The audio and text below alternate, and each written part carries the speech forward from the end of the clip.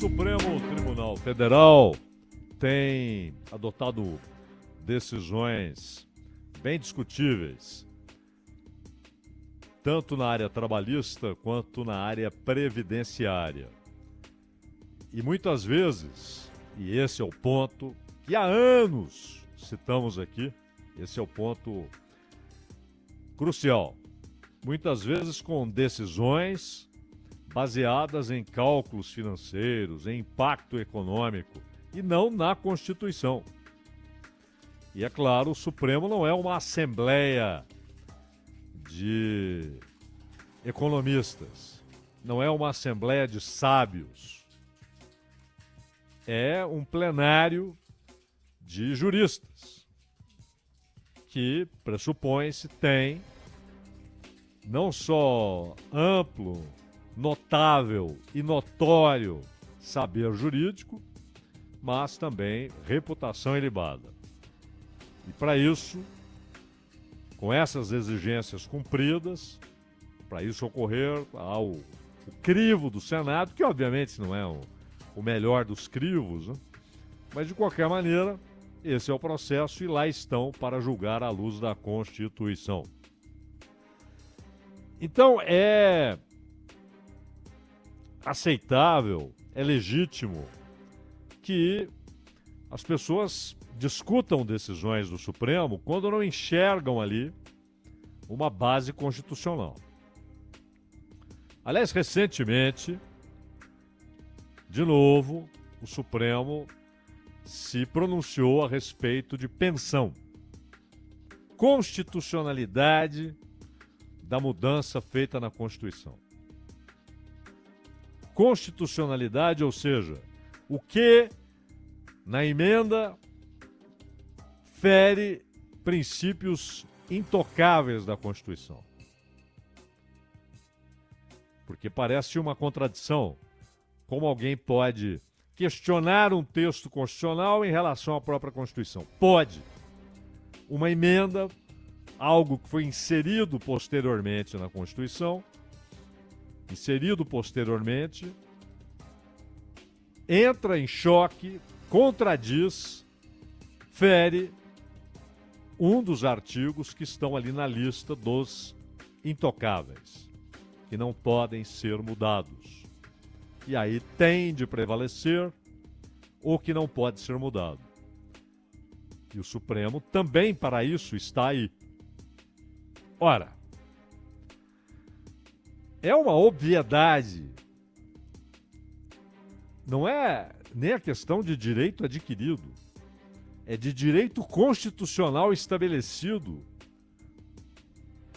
em termos gerais, não em termos específicos. O que havia no contrato da Previdência e que, obviamente, estabelecia os termos da pensão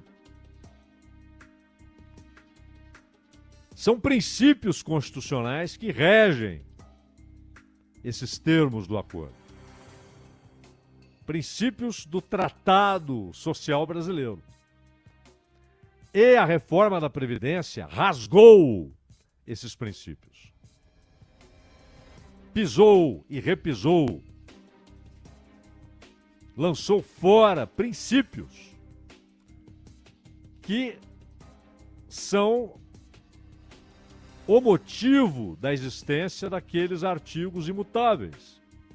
Se você pisa o princípio, repisa o princípio, lança fora o princípio, é claro que você está desrespeitando o que é imutável.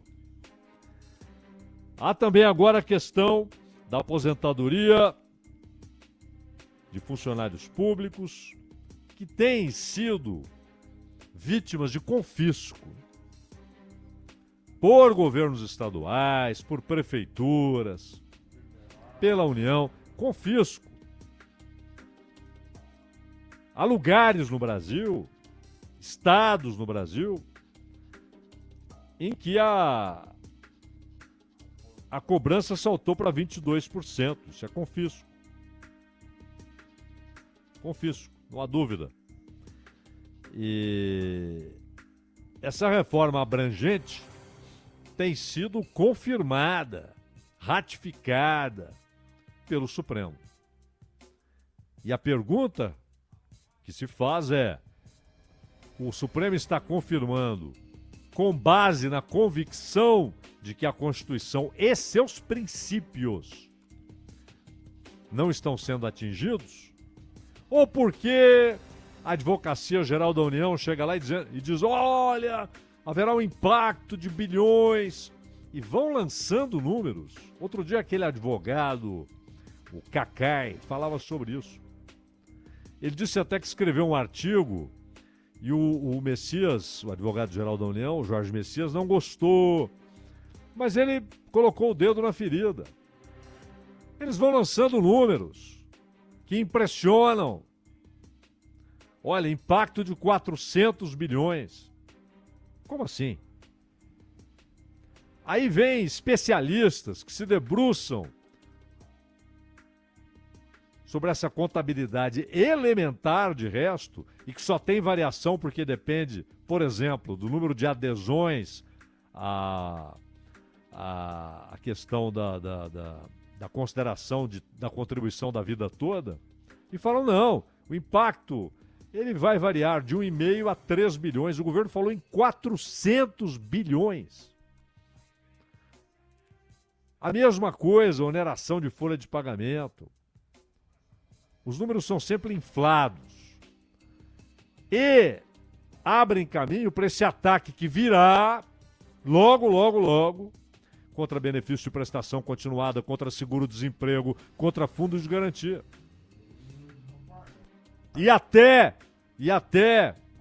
se deixarem contra as garantias constitucionais do que deve ser investido pelo poder público, União, Estados e municípios, em educação e saúde. E sem essas garantias constitucionais, haverá a inviabilização do SUS. Aí eu quero ver as contas que serão feitas se inviabilizarem o SUS. Porém, o Supremo também, muitas vezes, adota o único parâmetro que lhe cabe: a Constituição. E aí mostra como é importante ter o tribunal com a palavra final sobre questões constitucionais, que erra quando decide à margem. Não é que decide contra a Constituição, mas decide tendo qualquer outro parâmetro que não a Constituição. Isso não pode. O parâmetro tem de ser só a Constituição. Inclusive, claro, com a possibilidade de leituras diferentes a coisas subjetivas. Isso é normal. Senão teríamos ali computadores que comparariam cada situação, cada ação, cada lei aprovada com o texto constitucional, e não precisaríamos de gente falível. Não, é fundamental que seja gente que tenha a capacidade de leitura subjetiva, que tenha a capacidade de interpretar o espírito do texto constitucional e princípios humanos inquestionáveis, que devem reger todas as sociedades. É fundamental que sejam pessoas que lá estejam. E por isso há subjetividade. Mas há questões que são muito objetivas e que, ao se caracterizar o ataque ao princípio constitucional, o Supremo tem de agir. E é interessante que é exatamente aí que começa o pula-pula no Congresso Nacional e na imprensa. Quando o Supremo decide a favor da famigerada reforma trabalhista, está tudo bem no Congresso, está tudo bem na imprensa. Quando decide contra os aposentados, com discutível parâmetro, Ou seja, foi a Constituição que fundamentou essa decisão ou foram considerações financeiras do governo? Se será ruim para as finanças públicas? Talvez sejam, talvez não. A economia sempre permite que você estabeleça diversas conexões e possibilidades. Às vezes, onde se imagina uma consequência negativa, ao fim ela é positiva. Mas não é esse o ponto. O ponto é só a Constituição deve balizar. Quando o Congresso Nacional toma decisões ou quando as relações institucionais estabelecem uma situação que fere princípios constitucionais, só há um poder que pode reorganizar as coisas. É o Supremo, porque ele é que poderá dizer isso é inconstitucional. Só que é exatamente aí que o Congresso começa a pular, a reclamar, a falar em ingerência, e grande parte da imprensa reproduz, vai na mesma toada. Ingerência, interferência em prerrogativas de outro poder. Quando, na verdade, é apenas o restabelecimento da ordem constitucional. É o caso das emendas. Nós tivemos um processo. As emendas vão se tornando impositivas, não todas, mas tipos de emendas vão se tornando impositivos, outras vão se tornando impositivas. Aí há um movimento político. Quando o Bolsonaro precisou do Centrão, levou Ciro Nogueira para o Palácio. E a execução orçamentária foi entregue ao comando do Parlamento, e principalmente da Câmara, e pelo número de votos dos partidos que compõem o Centrão. E a dobradinha Ciro Nogueira, Arthur Lira, conseguiu essa façanha de tirar do então ministro da Economia, Paulo Guedes, hoje não há mais o Ministério da Economia, houve as divisões ao Ministério da Fazenda, mas tirar dele a decisão final a respeito de execução orçamentária. Houve recuperação de parte da capacidade do Executivo de orientar a execução orçamentária, mas permanentemente com a faca no pescoço. E os ministérios viraram carimbadores de emendas e não definidores de políticas públicas, do que fazer com o dinheiro do povo entregue ao Estado. Porque é isso, é o dinheiro do povo, da produção, do consumo de bens e serviços, dos salários, da renda. Esse conjunto é entregue ao Estado, uma parte dele, para que o Estado realize o que cabe a ele realizar, cumpra suas atribuições. Então, cada centavo desse dinheiro tem de ser usado com publicidade, com transparência, com fiscalização, com explicações.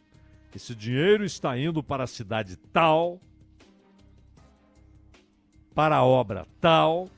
A cidade A foi a escolhida e não a B, por isso, já que ambas reivindicavam a mesma verba.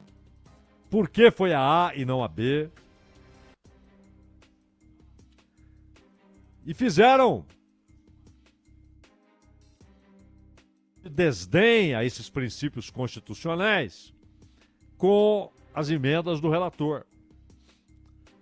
Quem pediu esse dinheiro? Não se sabe. É o assinante. Como assim? Escuta, por que um deputado do Rio de Janeiro está mandando dinheiro por emenda parlamentar para o Mato Grosso? Ele representa uma parte do povo do Rio. O senador representa o Estado. O deputado representa o povo.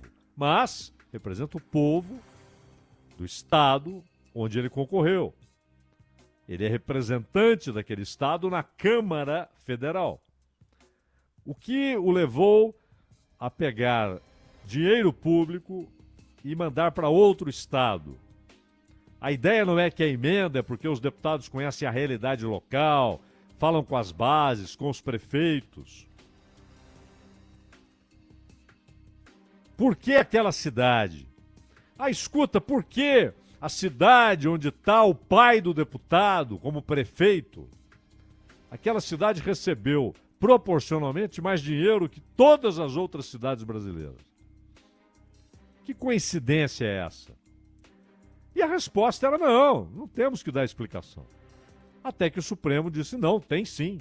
Isso está tudo errado, isso fere a Constituição e está proibida essa maneira de usar o dinheiro público.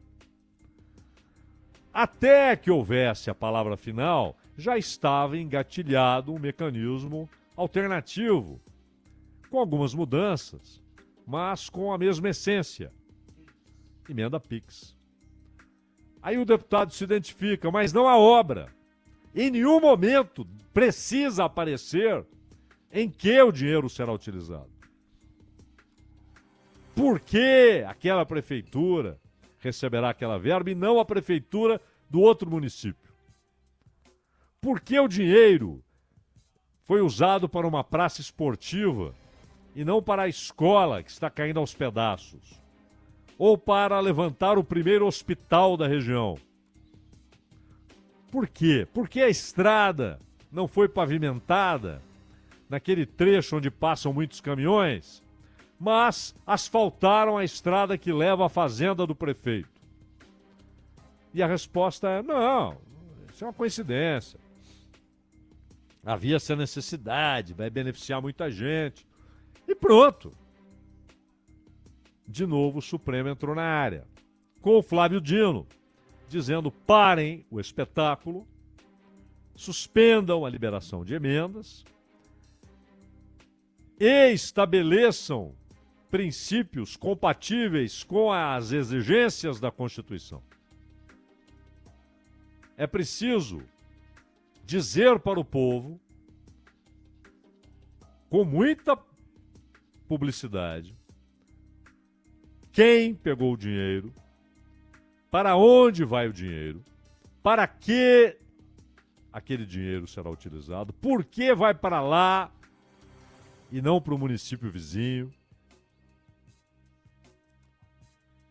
E mais, como é utilizado de fato o dinheiro? Contrataram uma empreiteira? Houve licitação? Ou essa empreiteira foi indicada pelo próprio deputado que levou a verba? Ou está ligada a uma rede que determina quem fará a obra onde? Quem controlará a distribuição dessas verbas? Como elas serão utilizadas? Que material será usado naquela estrada, naquela ponte, naquela escola?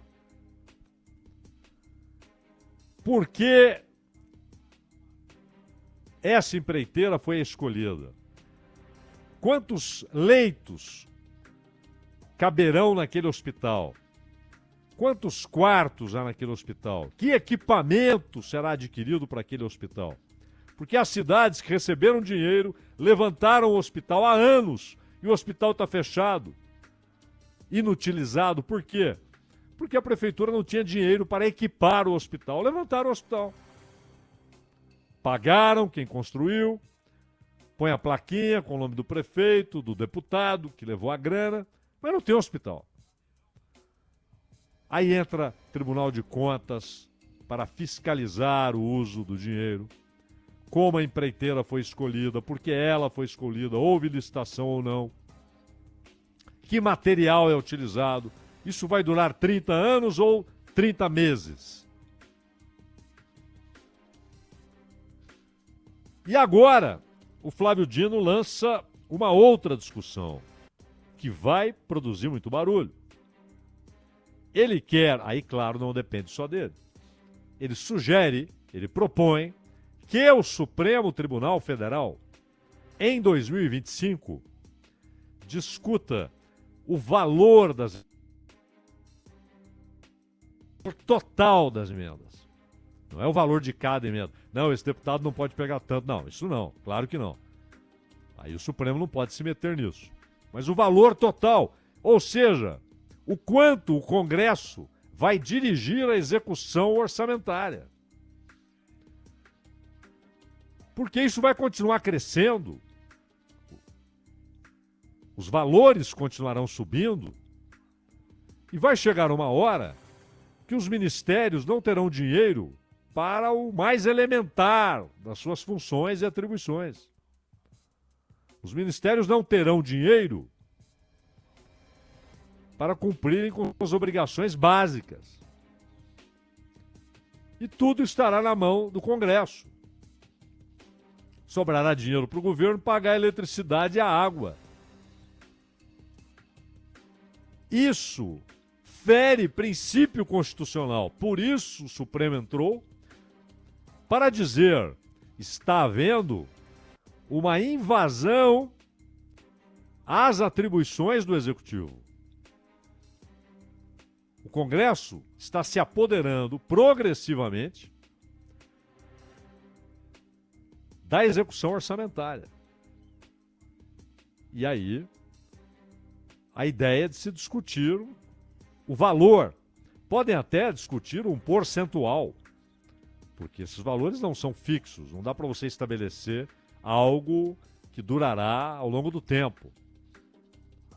Mas um percentual, que parte do orçamento deve ser dirigida pelo Congresso e usada por intermédio dessas emendas.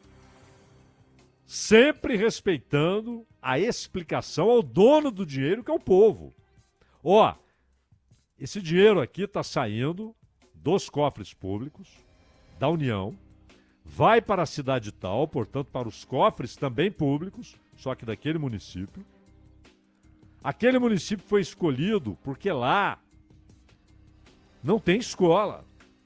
Ou lá não tem escola rural, ou lá não tem hospital, a região toda não tem hospital. E como esse município é o mais central, mais bem equipado, liga os outros municípios da região, escolhemos lá para levantar um hospital. Quem vai construir o hospital será uma decisão da prefeitura e ela fará uma licitação. E ela exigirá tantos quartos, capacidade para tantos leitos. E buscará viabilizar que o hospital seja equipado. Esse outro dinheiro aqui vai para reconstruir uma ponte.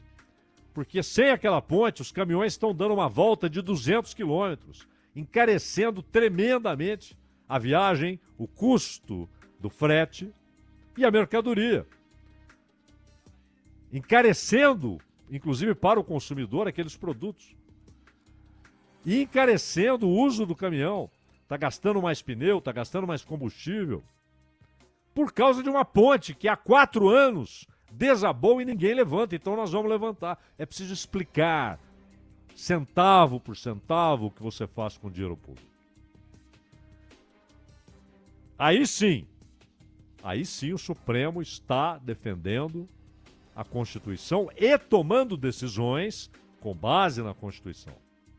Mas é exatamente nessas situações que gritam contra o Supremo. No Congresso e em parte da imprensa. Intervencionismo. Está se metendo onde não deve. Está avançando sobre atribuições do parlamento. Não!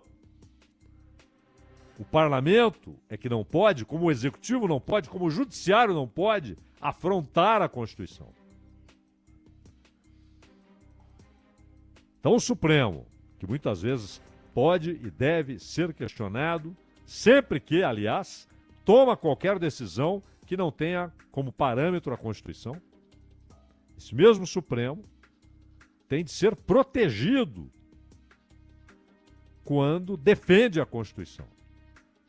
E esse é o caso. Inclusive o que está contido nessa proposta feita pelo Flávio Dino, meu caro Ronald Gimenez.